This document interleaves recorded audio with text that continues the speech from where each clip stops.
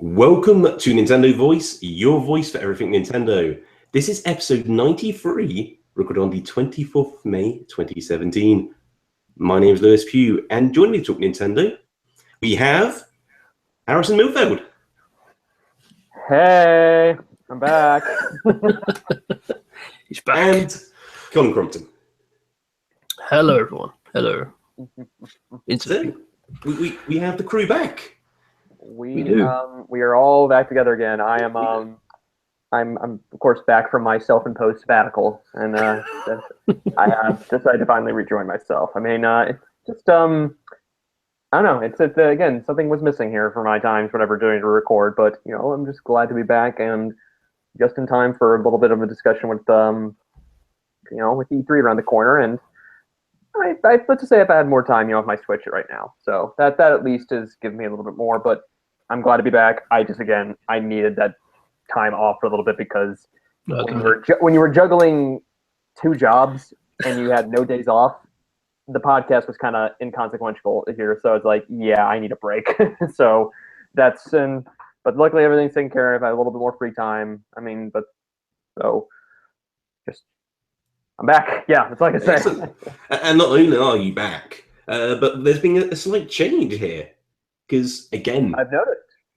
We do record this in the normal audio-only fashion, but we are also now on YouTube, with video, of course, and doing this live. And so that's quite a change of pace since you were last here on the show. So, and talking about being live on the show, which we are now, seems to be we're having technical issues, and Colin has dropped off the call. So that's going to be fun to work that one out.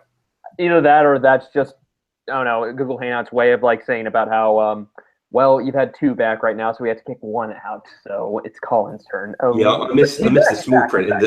I did notice in the terms that you can only have two active people on the free account, apparently, but maybe that's not the case. Hello. Hey, and he's back. So, Hello. to finish the ramblings of the intro. We do have what we've been playing today. We do have Nintendo news. Of course, discussing the Nintendo Direct we had last week, all around ARMS. And a smidgen of Splatoon 2. And a quite smidgen. Yeah. We don't really have a bonus round. We have a bonus round question to reiterate. We'll attempt to do the live thing. Well, we'll say the bonus round question, both the beginning and the end of the show. If you are listening live, feel free to add your comments in if you do get enough, We'll do it all here and now. The question is, did the last Nintendo Direct sell you on ARMS? Yes or no? And, of course, why? So, chuck in your comments. Chuck in them now. And, we'll go over them at the end of the show. So, let's jump straight into some what we've been playing. And I think it's only fair. Harrison. As it's been a little while, what have you been up to? Well, I don't want to talk too much long about this since you guys dedicated an entire episode to it, but right around my birthday, I think it was about a week before my birthday, mid-April, I did finally beat Breath of the Wild. Nice. And yes, so the journey itself throughout the whole thing, it was everything that I really wanted out of a 3D Zelda, what they had to change to, get away from from the formula that we've been so used to with Ocarina of Time. And I won't shy away by saying that this game ranks up. It's in my top 3 of my favorite Zeldas, up there with Majora's Mask and Link to the Past. Now, in terms of where it's ordered around there, it may be a number 3, but I may have to continue playing. I mean, I will say I finished without completing filling out 2 or 3 different areas of the map, and I only have maybe 70 shrines completed. It just, as soon as I finished it, I just kind of moved on to other things, which I can't believe I didn't. I did, knowing that this game pretty much hooked me immediately from the first bit, from first moment to it. And my only negatives I really had to get from it is that, whether it's dungeons being replaced with Divine Beast, which I love the concept of, but they felt and even with the bosses, whatever, they felt a little bit, the word I'm thinking about is homogeneous. So they feel a little bit interchangeable. I will say though, the lead up to the final area, whether it's in Hyrule Castle, that itself was a great moment in and of itself. That I can attribute to it. Hyrule Castle was like Mhm. the best location in the game for me. I just got lost in it. It's great. Yeah, and it's you definitely felt that bit of despair, basically, of all the ruins going into it. You're just like about how what has actually happened while you've been like gone. But if there's one thing I really wanted cinematically with it, and again, I was fine, with voice acting in this, even if I felt like at times it was just reading off, like if you took regular text dialogue boxes from old 3D Zeldas and you're just like, hey, read this verbatim without any direction. That's essentially what I got from it. But again, everything they did the job, serviceable, it's good, could be a little bit better. I really do wish, and I forgot what it was, like somebody suggested this to me, and I definitely agree. I brought up saw in some video, but it's when you essentially see the champions in each of the divine beasts, and it just their spirits around there. One thing I felt like would have kept more emotional weight to it was if you would have seen their deaths or how they died, not in a gruesome manner or anything like that. I don't want to be like very like morbid or about that. I just felt like it carried more weight to it, where you're just like, yeah, like we're the best of the best, and this is how they, this is what happened. It's just it puts a little bit more responsibility to you, whatever of the situation, what you had to try and regain and control these things. Yeah. But I agree with that. The only thing I feel like the game didn't explain that well was like, how did Zelda just stay around for the period Silent Link was recovering? How come she's like okay pretty much? Well, more importantly, not aging at all. Yeah, what I mean? It's like that too. Maybe that can be explained probably in the second, like the second portion of the Summer Pass DLC, which I think there is a story segment to that. So maybe that's explained or not, but wasn't it something to deal with, like, she's trying to basically keep, Calamity Ganon at bay over these years. So maybe that power that was finally given, finally awakened within her is what happened through there. Like her in stasis. Yeah, that essentially. Yeah. But again, I didn't want to talk way too much to whatever. I just wanted to say I finished it. I loved it. And it's a game that's going to stick with me for a long time, and I just can't stop thinking about. Even though there is things I felt like there is room for improvement, whether it's chucking in more of a little bit of dungeon design, maybe getting a bit of an enemy variety, and I mean that may seem like a bit of a nitpick, but it's from a design aspect. I feel like you run in too much to a point where you're like, oh, I'm running to a very harder Bokoblin, but it's a different color set, even though with little design, I'm like, okay, whatever. But again, a nitpick. But yes, it is worth the investment for Switch, especially knowing what we're getting, what there is right now, but what we're seeing probably, hopefully, in the fall, like the rest of the summer and the fall. So, but aside from the Switch, I have been playing, back to my other little handheld, which is the 3DS, and I've been playing a game called Box Boy, or Goodbye Box Boy, which I know is probably backwards here. Is it? No, yes, it's good. It's good. That's good. That's good. So as you all probably know, I love this series. I really, really do. And even itself, whatever. I mean, I much like when I said it was like Pushmo and even Crashmo, I really love what Nintendo has done with like creating better like these puzzle titles that like exclusive for the platform, and for especially this for a puzzler for a platform puzzling game. It's with this third entry, and HAL Labs continues to hit it out of the park with this, and I did recently download it, so I've touched a bit of the top of the surface of this one, but one thing that with a sequel, what we saw with Box Boy, is like what can you do to make as far as a sequel, whatever, to something without being incredibly samey. Now the concept was like, hey, give QB basically option to use two different boxes, which creates new opportunities and puzzle challenges. Okay, that works. This one, in this case, I think that they did get rid of that. Yeah, I believe they did get rid of it, and you're allowed more different puzzles, obviously, but with the help of, which I'm assuming QB Spawn, is called Q Babies. So you have these different abilities to them, whether they can lift platforms or I'm trying to find whatever more to it, but there's like 4 different variations, I believe, at the start. And But yeah, it's what I'm expecting for the series, and knowing that this supposedly is the last one for the foreseeable future. I'm glad to know that Nintendo's tried something with this, and I feel that it's one of my top recommendations for people who want to download stuff from the eShop. Whether it's, I went I'd howl back so many times to people who are 3DS, like download, like say Pocket Card Jockey, and in this case, I always say to myself, like, download Box Boy, and goodbye Box Boy is added on that list where I want people to try out so much.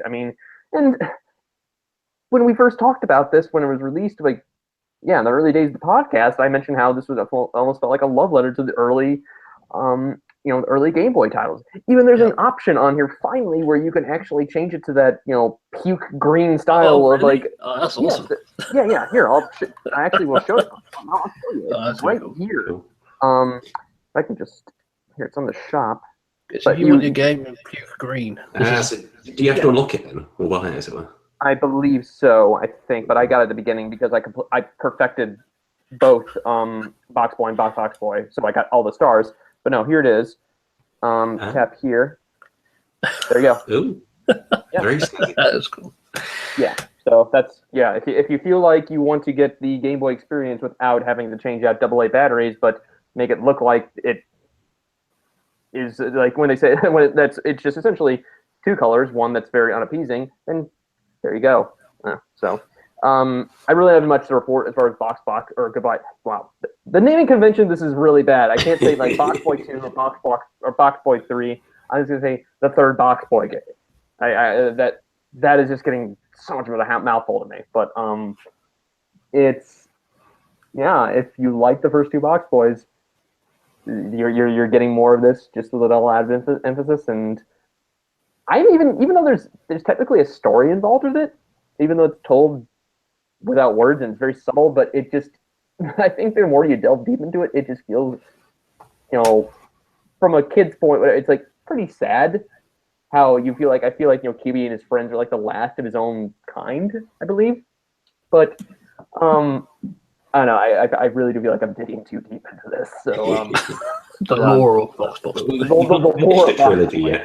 I'm sure we'll get a backstory on this one whenever when it becomes an inevitable trophy in Smash Brothers or a character in Smash Brothers. So it could be you finish this third game and you're treated to this like magnificent CG story, which lasts about 30 minutes, just completing all the story arcs and everything else. Are we suggesting something like I feel like the way you were going to just, hey, let's put a CG trailer for something like there, like, which would essentially cost maybe quadruple more, maybe 12 times more how much that made all those three games combined. And on that note, I have nothing else that I've been playing right now, and I believe we did lose Colin again.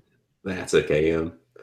Before the show, Colin told us he's not been playing anything. Sleeping. Okay, so he's playing nothing, so he's leaving the show for the time. I'm sure he'll timely come back by the time I've finished rambling on about what I've been up to. I'm sure it will work out fine. No need to panic just yet. And so I've been playing a couple of new games. A couple of new games on the Switch. The first, actually, there's a bit of theme to these. They're both indie games, and they're both games which are quite hard. But they visually look very different. So first up, we have Thumper. And this is a rhythm game, essentially, but not necessarily in traditional sense. So if you haven't heard anything about this game, from a visual point of view, it kind of looks like a racing game. It looks a little bit like F-Zero if there was just one car on the track, and it's a very... I'm looking at the images. The first thing I thought, I'm like, okay, this is a I would say, yeah, I did get that. Like, is this a futuristic racer? Because I'm like, okay, I have Fast RMX, so yeah, but it's not a racer. It is a rhythm game. It's also very psychedelic. So essentially, on the track, you'll have these certain obstacles, or just how the track moves and so on, and you have to react accordingly. In a weird way, it kind of reminds me of the I'm trying to think of the American name, but the Rhythm series from Nintendo. Recently had a remix game on the 3DS. Oh, Is it Rhythm Paradise over here? Hmm. Or did they keep changing it back again? that's the issue when you have like Rhythm different Heaven. areas and different names. Talk about the Rhythm Heaven games. Rhythm Heaven, yeah. It Yeah, reminds me yeah. oddly a bit like Rhythm Heaven, not in the visual style, but just in the sense like you have to get into a certain, as in a certain set of patterns. Like when a certain type of thing happens, you know you need to do this type of button combo, or just you have to lean this direction. You got to do this sort of thing, and it kind of layers these on, and so it's a bizarre one to describe, but it's a very intense game. So not just because of the difficulty, but a little bit like Rhythm Heaven, it kind of deliberately tries to distract you with the visuals, and it's in a, I guess it's not too far off thinking about it, but very different visual styles. And so the way Thumper tries to distract you is just by this like hellscape, which kind of just keeps evolving and growing, and it looks very and it really is something you kind of need to see a video on or to play at the release, because screenshots do not do this game justice. Yeah, judging by the way I'm looking at this right now, it's like this feels like it does need a way to be actually understood a little bit more, and even describing wise, I'm just like I am getting, well, I'm not saying this would be a great comparison, because I feel like this game, like the game I'm about to compare it to, whatever, is very high and above. I'm like Rez by chance, or am I way off on that? I'm not sure on Rez, to be honest. Mm. Getting up now. No, that's not what I wanted. Okay, yeah. or the shop. No, that's cool. But it's actually between each level as well. And so the stages, if you do them well, are fairly short. And that kind of goes into the challenge of the game. It's a game where you will be replaying the same level many times until you've got into that rhythm and you kind of worked out exactly what you need to do. Although sometimes it's not. I mean, sometimes it does feel like it's a game where you need to memorize the patterns. But sometimes I felt I was kind of getting into a groove where I would just go through a string of levels first time. And it's really quite satisfying when that happens, because the levels do transition from one to the other. Like you get a little thing appear on the screen which shows you, how well you've done. But like the animation's continuous, so you're still like shooting down this track, and there's no like hard transition from one level to the other. It just kind of starts rolling back in to that next level. And so I imagine when you kind of have completely kind of conquered this game, it would be fun to go back to, just because in theory you should just be able to play through quite a lot of the game without being like chucked to a menu. But I think kind of closing comments on this is, if you like rhythm games, it's worth a shot. It's a fairly cheap game on the eShop. It's definitely unique in that sense. But if you're going to play it, sounds a bit obvious here, but speakers up, lights off. That's fun.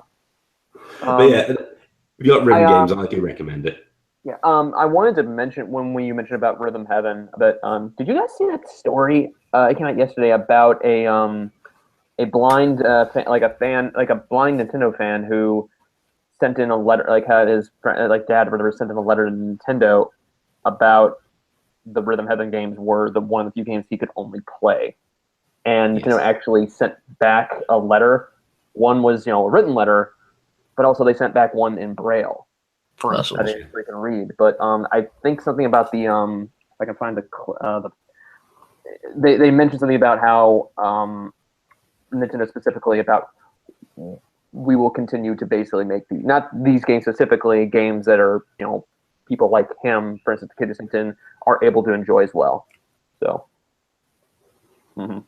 Yeah, so no, I thought it was a heartwarming story. Oh, definitely. No, I did hear that one. It's again, yeah, it's one of those stories that's kind of perfectly encapsulated, kind of, the feelings at least I get around Nintendo. But yeah, it's really cool just to see that actually happen. And yeah, I don't think the letter specifically said they will continue to get those types of games, but it was a very sincere. We've passed this message on to the developers.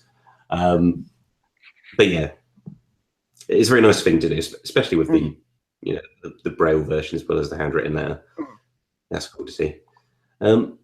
The other game I've been playing though, not a rhythm game, another indie game now on the Switch, and this one's called Tumbleseed. And another quite odd game in a sense, but a game which is also very, very hard, at least for me. The thing I hear about Thumper is that it's a very hard game, but I think maybe Tumbleseed might even be a more difficult game. But the simple premise of Tumbleseed is that you, the player, control a horizontal bar, basically, which goes from one side of the screen to the other. And your character is a little seed, which is in the middle, or starts in the middle at least. And the way you control it is with the left and the right analog stick, and you can move where the bar is positioned on the left and the right sides of the screen. And by doing so, you move the angle of this bar, which goes from each side, which controls which direction the seed tumbles down. But what you have to do is get the seed from the very bottom of a mountain to the very top of a mountain. And there's lots of enemies, lots of pits, and there's even some puzzles thrown into the mix. But in addition to that, it's kind of got this RPG-like flavor to it. Really? You start in a village, which surprised me, where there's no enemies and such, but there's houses and little seeds to talk to. And it's quite nice because it's a nice way to kind of get accustomed to controls. And so you can roll your seed into the houses, and you've got to pull them up through the door. And the way you speak to other characters is basically you have to roll your seed basically next to that character, and they've got a little speech bubble above their head, and you can talk to them. It's very stylized game, and it's like the controls are just that basically, left and right stick, you move it around. But again, it's a sort of game where going by the screenshots and even going by video footage, I had an expectation of how this game played, which wasn't it. I wasn't expecting the two-stick thing to actually control the sides, which kind of that bar attaches to. I was thinking it was more like you would control the angle of the bar, on a single axis. That's what I thought too, as well. Judging from first few of that footage I've seen from this. Yeah, and that takes a little while to get your head around. But yeah, once you kind of get past this simple village intro, and it has a little premise of a story. I quite like that sort of cute wrapper to it. It doesn't need a little story. And to be fair, you can basically ignore it, or you can just move your seed up. But yeah, once you get out of that, the difficulty really ramps up, because it starts introducing these round pits you obviously need to avoid, and you have the greatest dexterity. Navigating by moving this platform such and up and down at the same time, but very quickly they also introduce enemies, and some of these enemies will seek you deliberately, and some just have these patterns, these attack patterns that you need to work out, or you kind of you find more so. I feel like this, you don't do this, you're gonna have a bad time. Exactly. Yeah. There's certain enemies if you go into their line of sight, they're just gonna whiz across, and you don't have much health in this game either. And when you lose your lives, that's it. Is it somewhat punishing? It's very punishing, but it's kind of deliberate in that sense. So it's meant to be a weird take on a roguelike, like a puzzle roguelike. But so when you lose your health, that's it. That was your run. And it shows you like this is how much progress you made this time, like up the mountain. And so the idea is like obviously you as a player can get more skillful at it and just push yourself further by partly just increasing your skills, but also partly by seeing what is ahead and kind of being prepared for it, somewhat prepared for that. That's pretty cool. Yeah, it's a cool idea, and it does add in some extra wrinkles, as it were, one of my favorite words, that you can get other seeds, and they can kind of have like different powers to them. Like you can get one which is more defensive, and as you like run over these certain obstacles, you get extra spikes will appear, and like that can protect you from dangerous things out to get you. But you can also get one which is like it plants checkpoints when you go over the same thing instead. And there's lots of different types of them, and you can sometimes you choose from like one or two, and sometimes you just pick up a new seed, and you can just swap between them on the fly. Right. But it's a cool game. It's also got a daily challenge mode which I've yet to check out, but looks cool. But yeah, it's a very nice presentation to it. Very, very charming game. It's very cool, but it's again, you probably get like the complete opposite impression from just like looking at screenshots. It looks like a game which would be very kid friendly. Yeah, but it's and visually it is. But it's a very punishing, difficult, brutal game. Just like Bumper. That's cool. Okay, should we jump into some Nintendo news? Yeah, let's dive in. Yeah, let's news me up, or news everyone up. News Harrison. Yeah, news Harrison up. Okay, Harrison, did you see the Nintendo Direct? Yes, I did. Well, I didn't watch it live, obviously. I had a friend of mine in town, early, so I was a little bit busy on that, so I made sure to stay off the Twitters basically not for spoilers. I wanted to see it, unfold. I wanted to see it unfold like right before me. So, but I don't know. But I overall for what we saw with just ARMS, I thought it was very good. I thought it was very informative and good enough for what I wanted from it. And I as someone who was very like on the fence about this game at times, this one I really might be getting this on day one. Oh. So it was this Direct which finally pushed you over the edge on ARMS, as it were. Finally convinced you it's worth picking up. Obviously, I have to play. Obviously, there's another bit in this I will talk about. Whatever. I mean, I had to have it play it. So yeah. Okay, and first, I guess, quick impressions from you, Colin, before we go into the details. What did you think of the Direct? I thought the Direct was really good, actually, in getting the information out that he needed to. I walked away kind of like, I'm pretty hyped for this, actually, which I didn't think I would be. But based on the content they showed, I was like, I can see myself enjoying this. Awesome. Yeah. Cool. All right.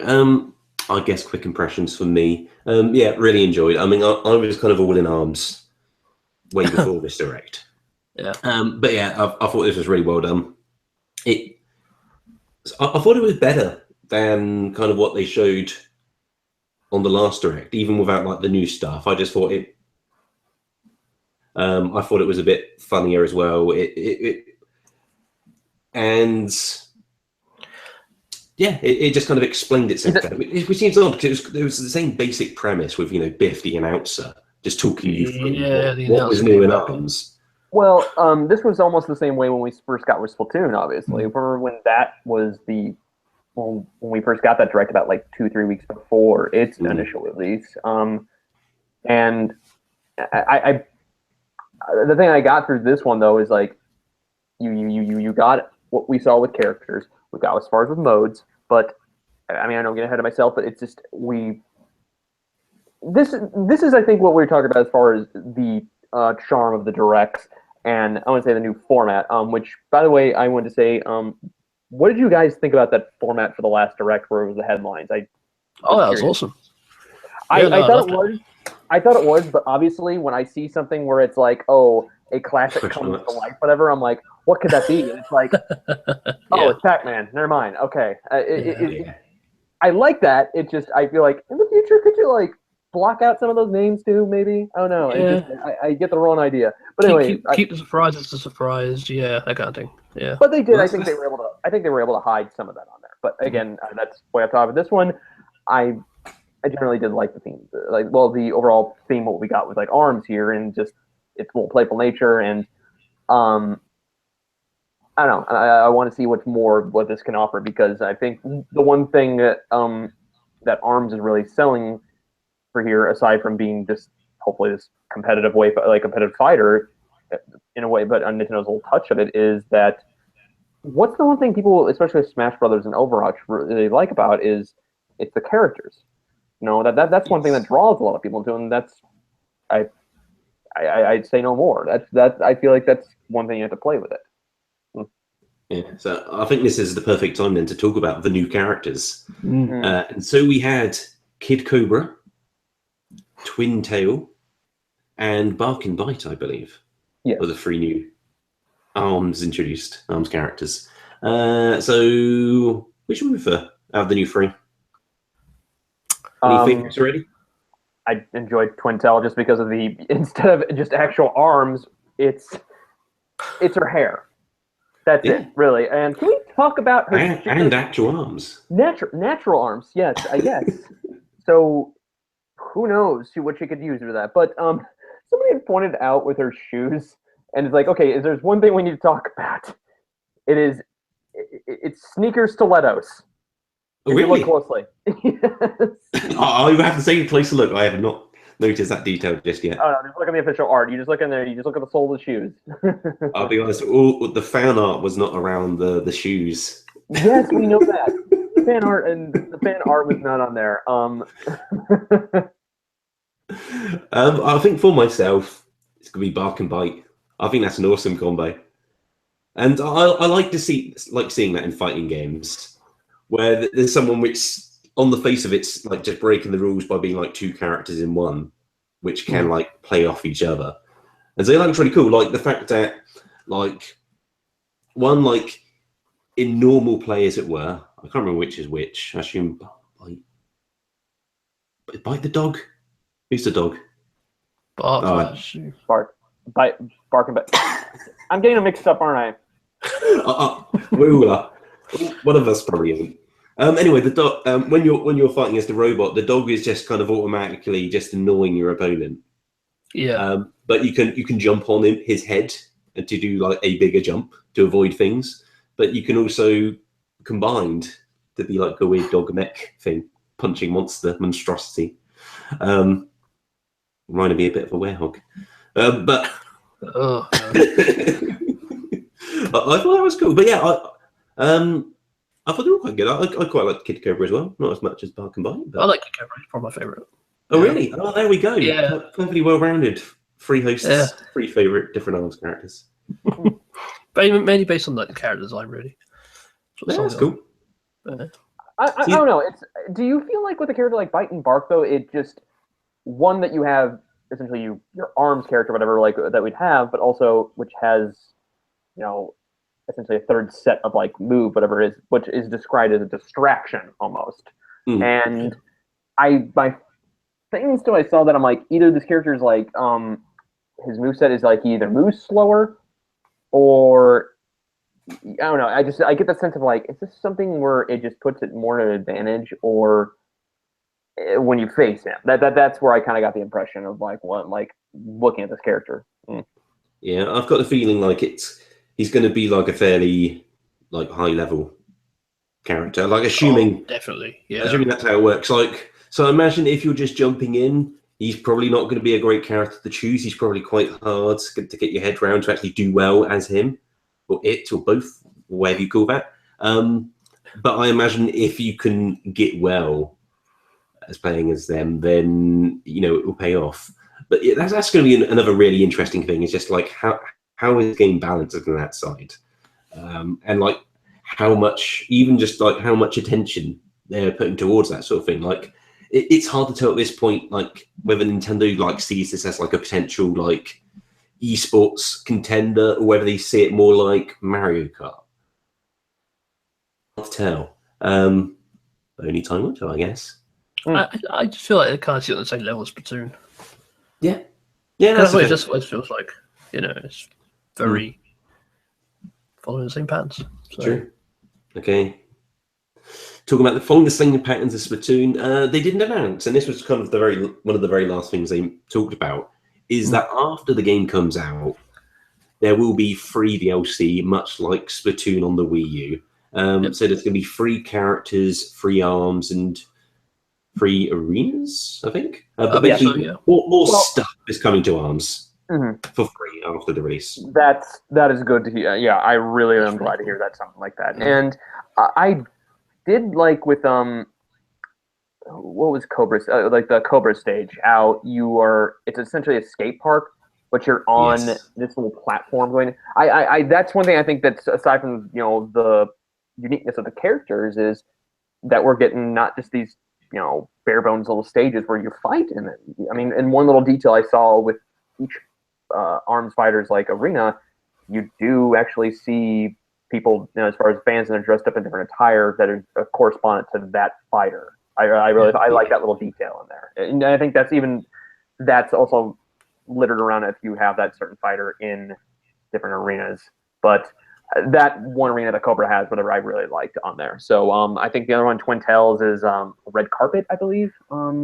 It's like that, and there's like cars and such outside, and I can't remember what Bark and Bikes is now. But yeah, it seems, the definite theme at least, is like there is a stage for each character, and I wouldn't be surprised if there aren't really stages outside of that. That's what it is. Like, you have your characters and you've got your stages of the characters, and so it's always going to be one-to-one. I was quite surprised that, like, at least the fact that they're going to be giving new characters for free. And it might just be like, what they're going to do, they've got like a set plan in their head, like, now there's going to be 2 more characters or 3 more or however many, and then the plan is to start selling them or to stop making them or whatever. They could have so easily made it just DLC.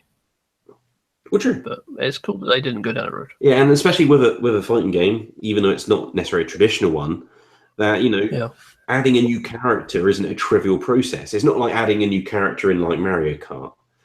It's not, it's not just like changing like 3 base stat numbers and, making the actual 3D model for it.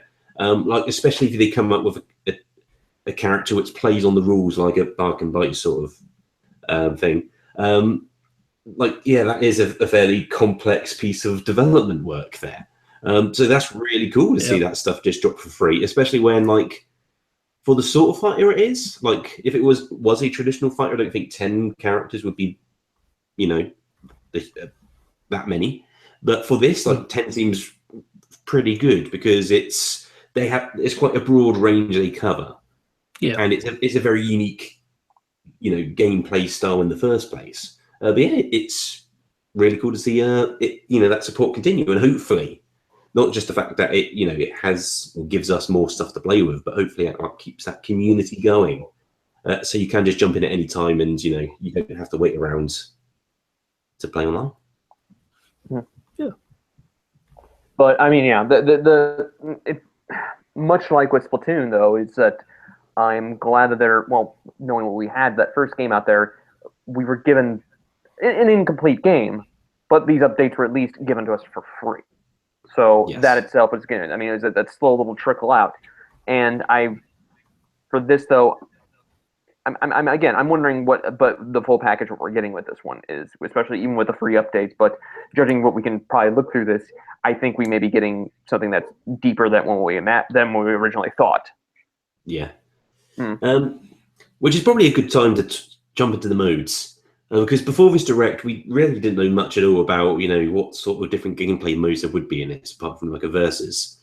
But we found out there's, as you would probably expect, there is an arcade-like mode, which is called Grand Prix, where you fight, you go through 10 fights, which is all the other characters plus someone else, of course, which you did kind of see in that trailer. They didn't really call it out, but you do see a boss-like character in that trailer with 6 arms. So I assume that would be the last guy you fight in the Grand Prix. But in addition to that, we have some new kind of party game modes. We have Team Fight, which is 2 versus 2, and you are attached to your teammate via a string, which looks very messy. Mm-hmm. You can also play that 4-player split screen, which makes it look even more messy in a good way. I wasn't necessarily expecting that. There's a V-ball mode, which is volleyball, of course. And they made the point to say, oh, your long stretchy arms can go over the net, it's fine. Mm-hmm. And the ball explodes, of course. Well, now, I don't know. No, I'm liking these different modes too, as well. I think a friend of mine was asking me what the kind of goal move for this would be volleyball, and then that initially came up. I'm like, okay, wow, you called it. Yeah. Did you call hoops? I did not call hoops exactly. No, but that looks cool as well. I mean, I'm not sure it looks. I mean, I think volleyball looks a bit more in depth, because hoops looks cool, but it seems like what it comes down to is you just got to kind of grab your opponent quick, and they can grab you, and then your character kind of goes into an automatic throwing your opponent into the hoop type thing. And the closer you are to the hoop, apparently, the better your odds are of you dunking your opponent. But it does look fun. There's a mode that I think we saw in the last Direct, Skill Shot, which is basically target practice. Like a 3D version of the that Smash Bros mode. However, you have the ability to punch past the targets and actually just grab your opponent on the other side and to either just punch them or to throw them. So that is cool. Have you ever seen if these modes are online? Yes. Okay, good. They all are online basically, which is quite cool. Actually, I'm not sure about the 2 versus 2. Actually, that might be. But they did detail the online mode is you can have up to 10 switches in a lobby, which can have up to 2 local people, and then it groups people into little 4-people parties, and then you all have a match of something, and then it will regroup you with different people. But yeah, it all these modes it's talking about, the party mode. So you've got your fight, your team fight, your V-ball, your hoops, all that stuff you can play online as well, which is cool. Good. One thing I did notice with this, I guess I would say it holds hope for whatever we see with Nintendo's paid online service. And I know we could say that the ecosystem probably for each game may be different for as far as lobbies, but this actually looked like a lobby. So yes, yeah, that's something. Indeed. And I guess the other thing around online is, well, the fact that in addition to online, all this stuff you can also do with local, switch-to-switch play.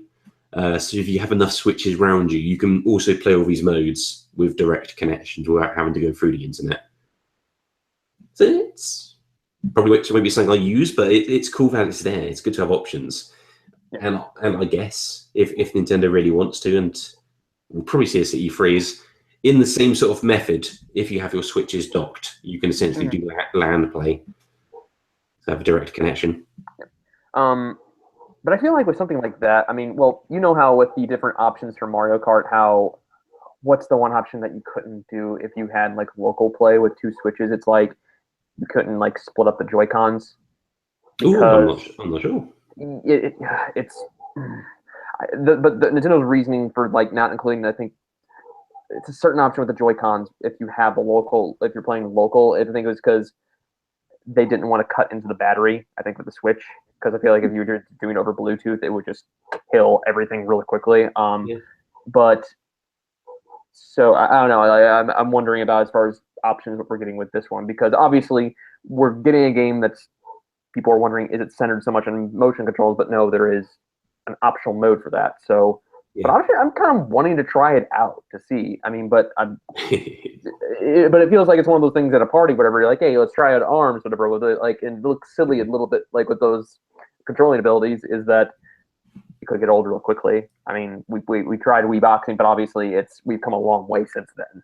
And This is true. Mhm. And I'm not sure if it was deliberate or not, but you talk about trying out arms. They of course also announced the global test punch.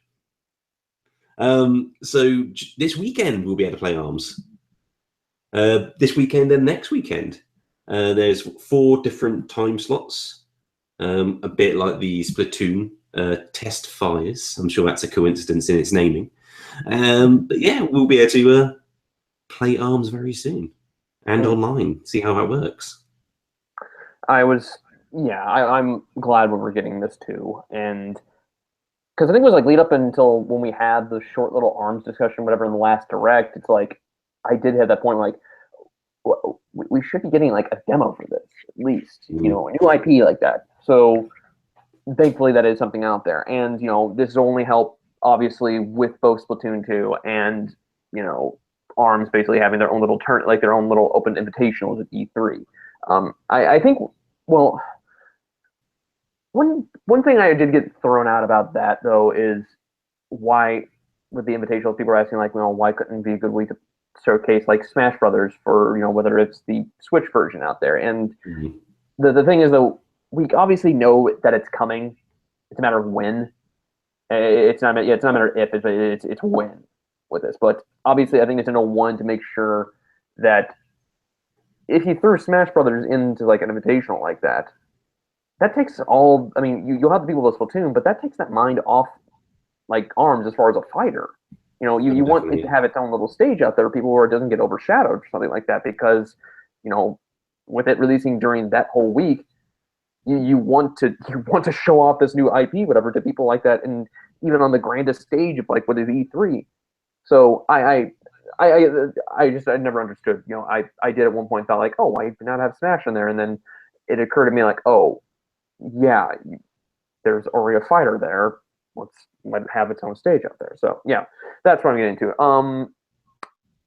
I do agree. If they were to just kind of spring Smash Bros on us and then like have a invitational type tournament, it would completely take the attention away from ARMS and Splatoon. I mean, Splatoon's pretty big now, but Japan, but yes. but Smash is even more bigger. So, I mean, I'm not sure what will happen with that. Like the timing kind of feels right for them to like start talking about it. And maybe they will like just kind of start talking about it, opposed to what some people are predicting and going, oh, right, they'll actually announce the Wii U port for, you know, on the Switch sometime this year at E3. However, E3 is not too far away, but I don't think now is the time. Exactly, yeah. We're going to need the proper full show around predictions on E3. We will get to that, obviously. We'll get to that. I would be amiss though, and I'm not sure Colin's back or not now. I am. Yes. I'm waiting for you. I waited for you to come back, Colin, because we were just talking about predictions. Okay. I'm leaving my camera off because I think that's what's causing the issue here. Oh, so okay. It could be a bandwidth issue that's happening for some reason. That's right. So I am audio only. That's right. Watch us become like we have to exchange like, okay, who's doing audio this week? And only video. Yeah, my turn next time. I draw the short straw. It's only fair. But yeah, I'm sure Colin knows what I'm about to say and what mood I'm about to go into. But me and Colin kind of exchanged a series of predictions for what may be shown on this direct. I came back at the right time then. And you definitely did. And I remember pointing out that you made some safe bets, as I put it. I thought, at the time, I thought yes. Yeah. But apparently not. I can't even remember what your safe bets were now, but I do remember safe bets. It was like the direct would be like 10 minutes long, and they'll show off a few characters, and that'll be it. Yeah, I was wrong. You were wrong. So- You didn't give specifics, but I did. I said there'll be 3 characters. Yep. There was. Yeah, it's I 20 said 20 the odd direct minutes. would be 22 minutes, Yes. and it was 22 minutes. Yeah. I'm Nostradamus over here. Yeah. Exactly. And the thing which will take us into our next section, there was a Splatoon 2 trailer. And I did correctly say, not that this one was a very far-stretched prediction by any means, but it would focus on the Callie Marie story angle, and we'll get And it did. The one that we fought, that it's our fault. It's all our It fault. is. We only have ourselves to blame, unless, of course, you didn't play Splatoon, to which you can be excused. And so, yeah, we had a Splatoon 2 story trailer. So again, we've had snippets of what it might be, but yeah, this is like the full blowout trailer for it. So, what did we think? Yeah, it was Good. alright. It was okay. It was okay. Good enough. I mean, it's an improvement over the first game, but Yeah. it still doesn't make me go like excited over Splatoon 2. But I'm not. So why do you say Okay. it's an improvement? What's better about this from the looks of it? Well, mainly because it actually has a story involved, whereas the first game didn't really. Well, As yeah, such.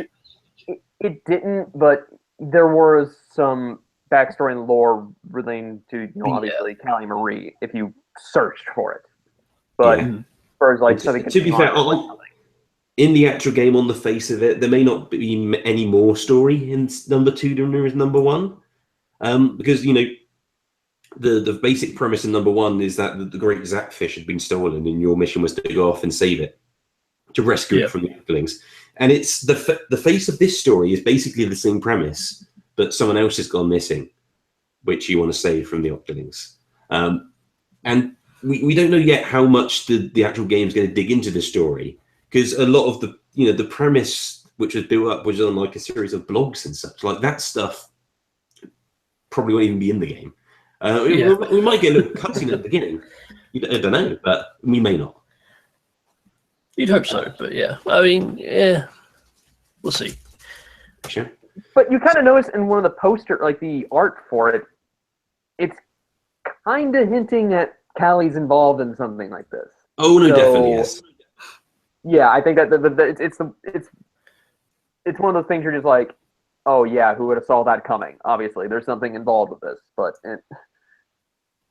Yeah. So there was some new like gameplay type features which were kind of shown off for the first time here. I think for the first time at least.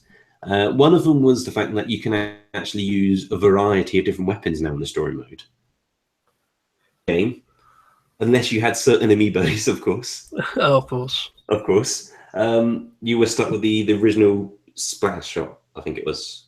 Well, the normal gun was. Mhm. The hero version of it. But on this story trailer, we basically see each of the main weapon types being used at one point or another. And so I think that's going to quite severely mix up like the level designs. Because where the first game is all based off that one weapon, if you get to choose from, or if you'll be like given, a selection of weapons, or like, oh, you have, this is a roller level. I think it gives them more to work with in terms of designing like single player stages, because they've got lots of different types of mechanics to work with. well, So yeah, I mean, well, I'm glad that we got something that's a little bit more. I feel like the one thing I really loved about Splatoon's like single player mode, though, while all that short, I'm glad that it was in there. Aside from at least giving me at least something to do while in between matches online, but this, I mean, I've said before and I said again, that one has one of the better fun and more creative final boss battles I've seen in a while, especially in a Nintendo published game. So this one I feel like is just like taking that concept, but I don't know, just in doing his best to increase more and more what we got from it. Now, in terms of length, I don't know, because obviously when Splatoon was first released, I feel like we still haven't had that. This game hasn't had that much. Well, almost a year and a half, maybe 2 close, depending. You can see they're on the same, they're running on the same engine, but this is getting cranked out as much as it can. I'm not saying it's going to be a rush job, but. That's right, and I think like Nintendo's kind of at least worked out themselves kind of where their priorities lie in terms of, is this a single player experience or is this a multiplayer focused experience? Is it an equal balance of the both, or is it people were going to buy this for multiplayer, but would like, a bit of single player content, to train them up. So this will be quite telling, because it could be the story mode is like quite a bit bigger, or it could be it's exactly the same size, or it might even be smaller. You never know. But either way, I think it's going to be telling, what they actually deliver with this. But yeah, I'm very much looking forward to it. There was a lot of creativity shown from the boss designs and such. Like you got that really fat Octoling at the end on the little unicycle, kind of riding it to the rhythm of the music at the end. It's just kind of full of personality. And so it's cool just to see more of that. And it's good, as silly as it is to say, to see it actually still have a story mode. Because I wouldn't have been that surprised if, more so when they first announced Splatoon 2, if it was just multiplayer. Because, by that time, like, it's had, that, steady flow of updates from the main game. And it's all multiplayer. That's kind of all they talk about. Like, they never really mention, like, the story mode, the set levels and so on. So I wouldn't have been that surprised if it went down, the multiplayer exclusivity route. So it is good to see that it does have a multiplayer mode, a single player mode still, and it is still full of creativity. Looks fun to play.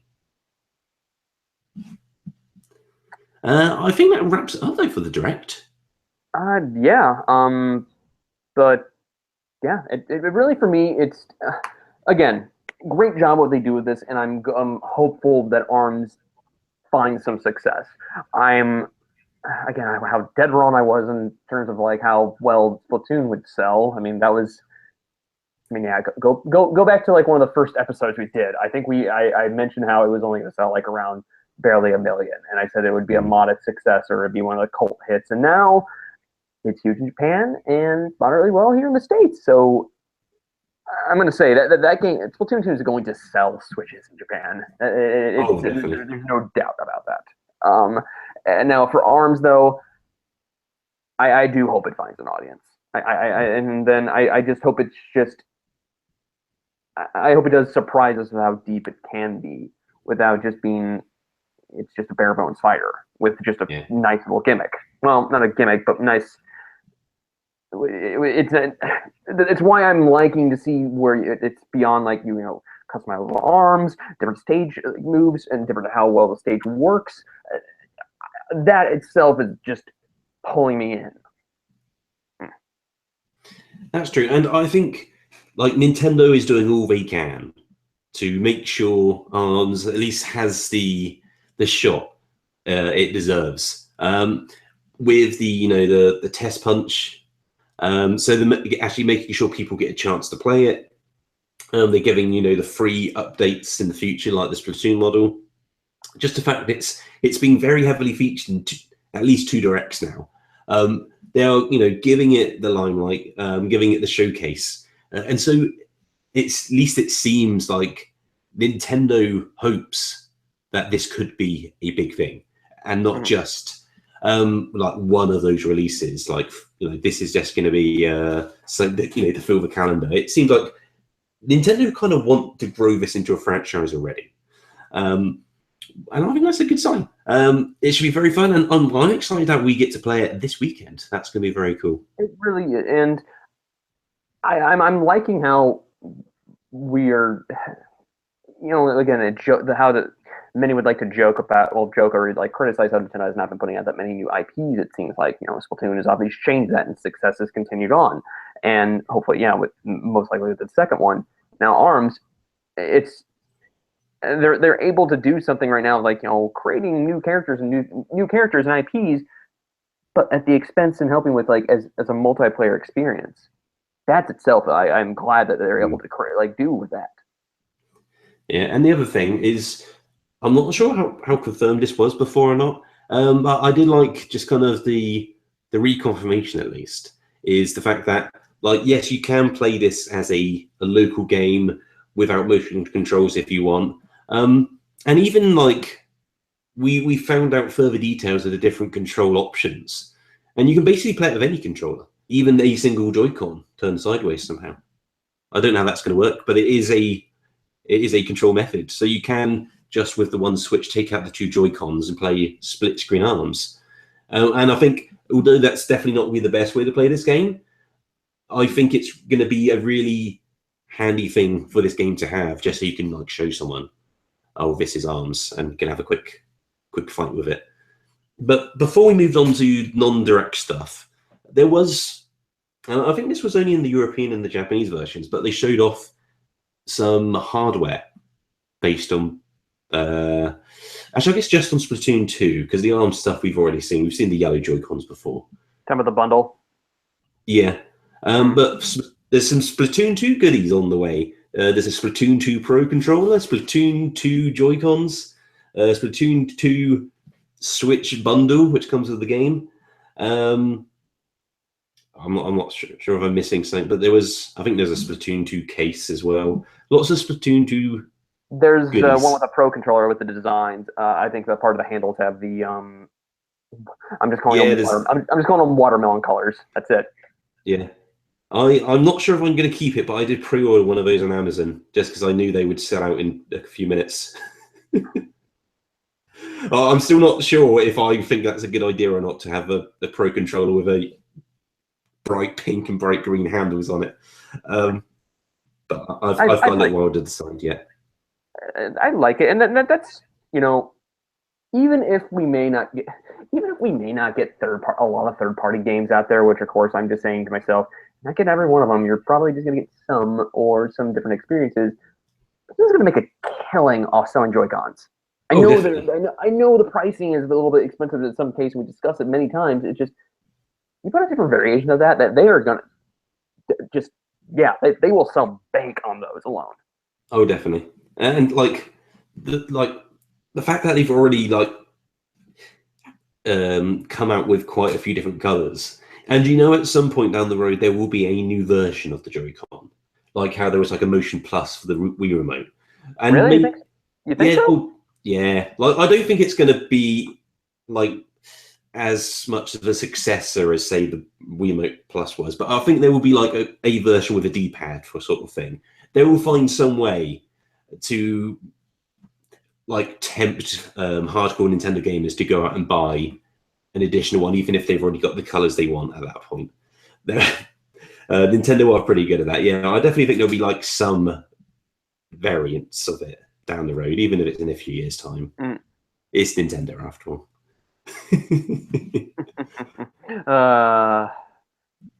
Yes, once again we've lost Colin again, so I know you're all wondering. Yeah, he has been frantically trying to join back on the show. Has this been the case? Has this been the case since I've not been around, or is it just because of me right now since I'm on the Atlantic? We've had kind of a small version of this before. Nothing as prevalent as it has been today, though. So Colin's connection. It might just be coincidence. He just might be having a bad internet day. It has happened before. Adding all this video can't help, though. We're just asking for trouble now. We do have other non-direct news to talk about. Mm-hmm. Not too much, though. Got an update on Mario Kart. Mario Kart Ultimate Deluxe has become the best-selling... Oh, no, it's just Mario Kart, even. Has become the best-selling racing franchise in North America with Mario Kart. It hasn't before? See, that's the one I had to look at again. I'm like, it's the best-selling racing franchise, and I had to think that hasn't happened already. I mean, it does seem peculiar. I'm trying to find out what comes second to it then. Gran Turismo. Yeah, well, You know, surely there's a bit of a gap there. It must be just someone counting the I'll, numbers I'll, now. yeah, I will look that up there. Best-selling series in America. Where the heck does it? But keep talking. As you find it. Oh, it's the best when it comes to Forza, Need for Speed, and Gran Turismo. So one of those two probably did on there. But again, I'm surprised by that because was it Mario Kart Wii sold something around 32 million copies. I know I've been fudging that number, but so, Well, I'm looking at the live chat now. Gorny 7789 suggests possibly Ridge Racer Ridge Racer as the next, or as the previous contender of most copies sold on a racing franchise. Ridge Racer. It just What happened to Ridge Racer? Eh? Where's Ridge Racer on the Switch launch? I don't know.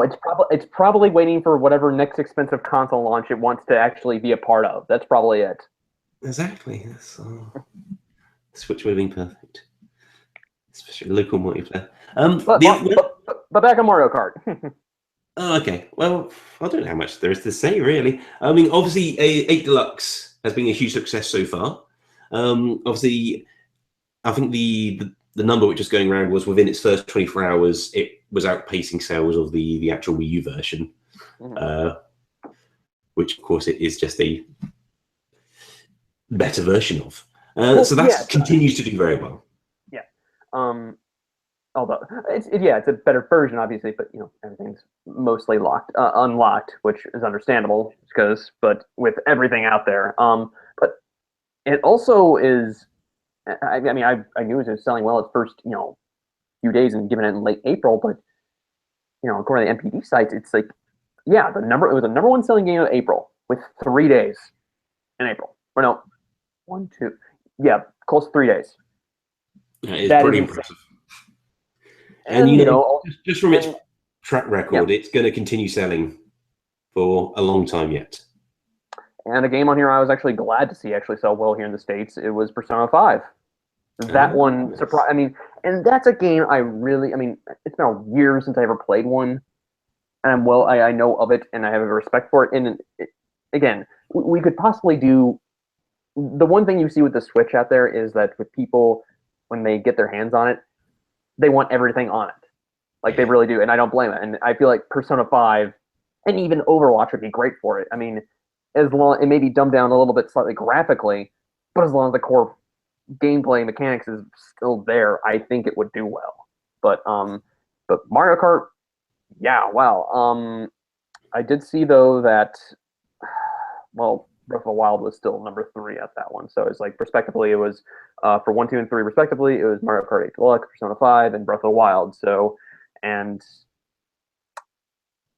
wow, it just goes to show. I think that just shows alone, just basically as well as it does, not because of the amount of people who want this on their Switch. It just shows, even though Mario Kart 8 it was the best selling Wii U title out there, I think this is people who held out, didn't have a Wii U, and now they're getting to play this. Shows how many people didn't really buy it that much that first time. I mean, yes, 8 million copies and nothing to slouch at, but with the platform it had on there. So, and plus, I think this attach rate for this thing was insane. So now, it would be interesting to know, what the ratio is of people buying 8 Deluxe who owned Wii U's and copies of Mario Kart 8. Because you would imagine that you would have to think that number is still pretty high because, what's the market which is going to jump in on a new Nintendo console launch? Probably the same people who had the Wii U.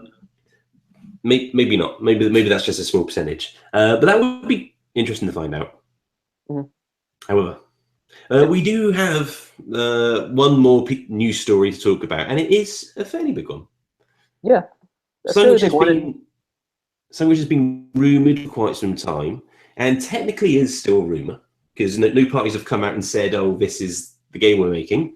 Well, look, to be fair, it's Ubisoft being Ubisoft in terms of, with their leak. So it's the worst kept secret out there in the gaming world right now. Yeah, technically a rumor. But today we've seen art of let me get the name right, Mario and Rabbids Kingdom Battle. There you have it. And in addition to this kind of poster-like art for it, there's like these internal. I'm not sure what you'd call these, really. I guess not sure diagrams, or just pictures, should we say? Infographics. Not screenshots, but obviously screenshot. Well, screenshots. Slides. There's slides from a presentation. Yeah, they are kind of like sort of PowerPoint type slides talking about the game. But the main picture, you've got, as has been, following the rumors we've heard, we've got Mario, Luigi, Peach, and Yoshi, and then Rabbid versions of each. And they're all holding these kind of cartoonified guns, these sort of laser cannon type things. Oh, so that's where the assets for Metroid went right there. Okay. That's where the assets of Metroid and parts of Mega Man have gone. All right. We see. Oh wow, that's the internet has had a lot of fun with this one. You obviously see Rabbids dressed up as Yoshi, Luigi, and Mario, and then the one with Princess Peach, which is odd and disturbing in its own way, but have fun internet with that. I've seen going on, and let's take a look at Yoshi on the far right. Okay. Yoshi looks like he has a lot bit of a pent up rage right now, especially from someone who's been most likely been sacrificed many times for that extra jump in Super Mario World. So there you have it. He does look very intense in that picture. Well, so if you look at the far left and see the Rabbid version of that same Yoshi, he looks quite intense too, in a very different style though. Intense, more like looks like somebody just had had a bit of a brain aneurysm. Jeez. But let's go through all these like subtitles on here before we get into this. From left to right on this whole thing is the Rabbid dressing the Yoshi is the crazy one, obviously. He looks the part as well, as we just said. Yeah. Wait, what? The crazy one. Yeah. And I'm saying look like the crazy one, so that's fine. That checks out. And Princess Peach. Okay. I hope this is not photoshopped on here, unless they did. That's the actual like subtitle for Princess Peach. Well, I mean, like the background story of this is just kind of like concept for internal use only, and not as in like this is what's going to be official promotional material. It's just apparently like the sort of things which was going around the studio itself, like in informal type. But go on and say the title. Yeah, okay. It's Princess Peach, the badass princess. Yeah. And the I don't think we'll see that in any official marketing, but I do believe this exists in sites around. Yeah, and then going more, and that's things like whoever's probably doing this right now probably is about to lose their job over it, over the leak. So that's the sad thing about it. Moving on, you have the Luigi Rabbid as the unstable, and then Mario just as a leader, which, assuming from that, is just very well. It just feels like when somebody was named a leader, it's bland. That's all I could say. The scary-looking Rabbid dressed as Princess Peach, with holding the phone like a phone up and taking a selfie. Hashtag sassy. Hashtag no filter. Luigi is holding up a poltergust gun. It seems with labeled the Eagle Eye, and the Mario one is the Macho Man. Oh, please tell me that's related to a wrestler. And then Yoshi is the explosive head. Okay. Aside from what we've got with these details, what do we have to think about this? And I know we've had long to speculate about knowing that of its existence. Now we have official art. I'm in no way, shape, or form interested in the Rabbid series. I know that like some of the games were big hits, and I know it had, I believe, a cartoon series, I think on Nickelodeon or something like that. I could be wrong, but I know I just don't on the top of my head. But I just don't know what to think. Okay, it's an RPG, but with just and knowing from this, it's going to be a third party game. It just Ubi's obviously handling all through this, so it's not like a like published with the Nintendo and they're just hiring somebody like hired guns to do the development, like what they would do with say, Hyrule Warriors. But this one, I'm surprised. I'm intrigued in the slightest, but I feel like this could go either way. It's either gonna be good or bad, and I need to see more what this looks like to kind of just get my feel of like, okay, I'm kind of on board with this. But this is the type of thing I think like Nintendo wants to get as far as like winning third parties back, aside from a console selling selling better than what selling better essentially. Here you have third parties like, hey, we'll license out our characters for you to use in any way, and we'll just oversee things, and you can publish it yourself. So, and it makes me think, would this actually even debut during like, whether it's Ubisoft's like E3 presser? You think like that would be their one thing they want to dedicate time to show off, or would Nintendo want to do that? But I'm rambling. I just want to know, what are your thoughts on the whole thing? I just want to kind of answer that E3 question first, because I hadn't thought about that before. And you might, you never know. It might actually appear on the Ubisoft press conference before Nintendo show. Mm-hmm. Like, because it's a game which is, like, it's still Ubisoft's game, even though it's got Nintendo characters and so on. And obviously, Ubisoft and Nintendo would come to, a very formal agreement on how this game would be announced. But yeah, I think it could be at Ubisoft's first. And it might just be, a trailer, and go, watch the Nintendo show to see the first gameplay of it or something. Yeah, I think it could appear there. But yeah, my first impressions is like, knowing what we knew before kind of fills me with some confidence, at least. So we've not really seen the game yet, but in terms of the style, I think for this mashup, it looks like they're leaning into obviously the comedic side, which is good. Like, this shouldn't take itself seriously. That would be terrible. And it looks like Nintendo's given Ubisoft, some creative freedom. They've let them play around with the characters. They don't just look like, they're Mario Party. They do look like they have their own distinct personalities, and so do the Rabbids variants of them. They also just aren't the same. It looks like they are exaggerated versions of them. Mm-hmm. And it should be fun to see them interact with each other, in theory. So, yeah, so far so good, really. I think this game is going to live and die on its combat system. If that's fun and engaging, I think this could be an absolutely fantastic game.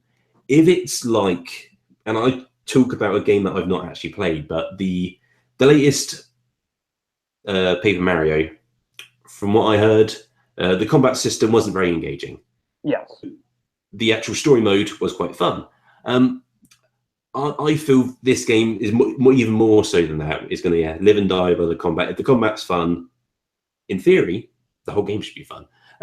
Because what is quite interesting is one of these slides which have come out called Best of Two Worlds, and it's exploration and turn-based combat.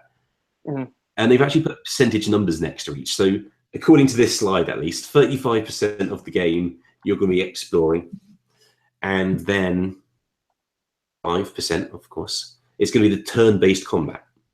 5%. Huh. Hmm. Which, like, on the face of it, that seems quite high. 65% is going to be combat.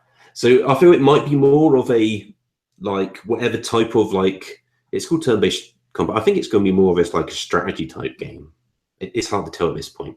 But I think that is going to be the game more so than the RPG bit.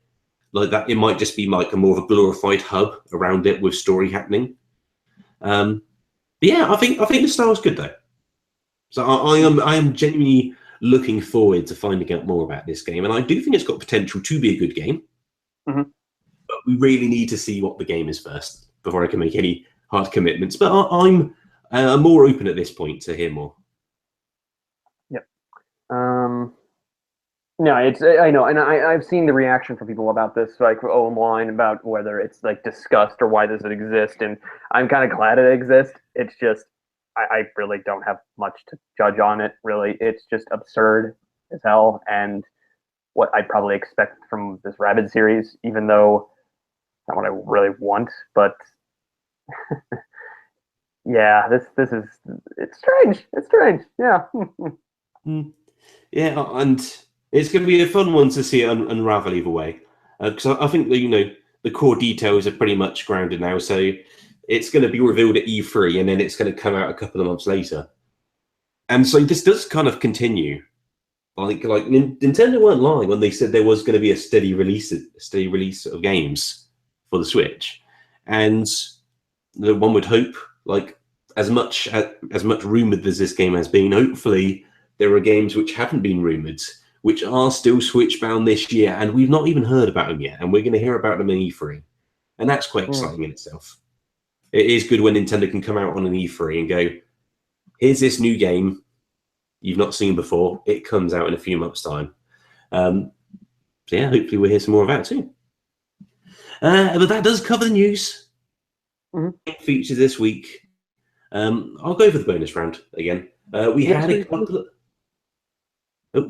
of answers in the live chat, but not a huge amount. So we'll kind of, as originally planned, we will park this for next time. So the bonus round question is: watching the last ARMS Direct, did it finally sell you on ARMS? And let us know why. More importantly, you can send in your answers, and there's more ways now, so pay attention. If you're watching on YouTube, of course, you can add it in the comments. On Twitter, it's at Nintendo Voice, and you can email us hello@nintendovoice.com. And of course, you can use the same method to send us listener questions.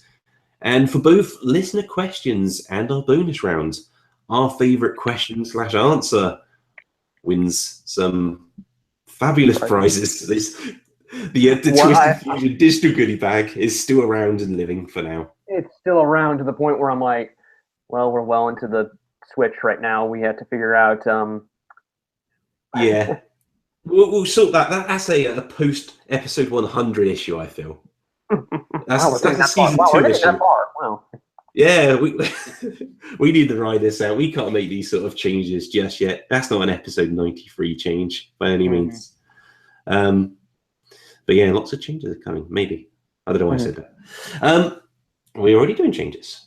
So yeah, please do send in your bonus round answers. Do send in your listener questions. I'd love to talk to you all, please.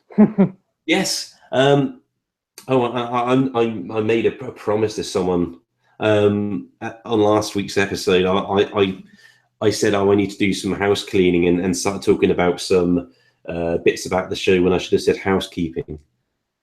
And I said, because he brought up the word housekeeping, that I would say the word housekeeping 5 times on the show. But I think that's an impossible thing to do. So we're on the verge of a Nintendo Voice version of Bingo, it seems. Essentially, yes. If I say housekeeping once more, I've fulfilled my promise. I'm not sure that will happen at this point now. I'm sure you can get spots for like connection issues. Colin saying basically how's it spelled with his Twitter handle. Me saying, but I digress a lot. That's one I think going to the episodes I do say quite a bit. I don't know what a free space. Yeah, whatever.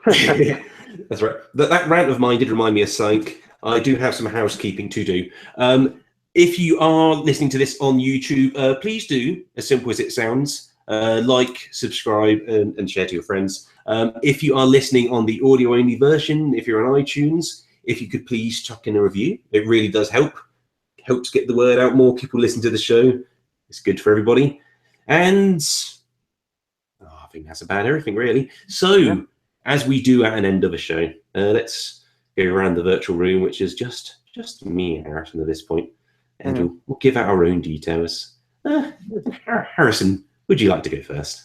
Yes. Well, knowing that I have, to reach me on my Switch as far as add a friend, first, my Twitter handle is hmilfeld, HMILFELD, and you will see my username and friend code. Please let that change, Nintendo, please, with this new workplace. It's just, but you can see it, that username and the image pinned to the top of my page. So you got that. If you still want to follow me on Wii U for how long it's alive, my Nintendo Network ID is Hybrid Meta, all one word. So Awesome. I'll probably add you before it all collapses on itself. Yep, indeed, and yes, hopefully we will have proper names on our switches we can search for and add friends to. But till when, if you want to add me on Twitter or Miiverse, the word you need is Luvsion, Luvsion. If you do want to add me on the Switch, I don't have it pinned. I'm not that clever. So hit me up on Twitter, or that's probably the best place, and we can exchange our friend codes, because that's the world we live in. Yeah. But that is going to do it for today's show. So thanks once again for listening, and this has been Nintendo Voice. Goodbye, everybody. Goodbye. Mm.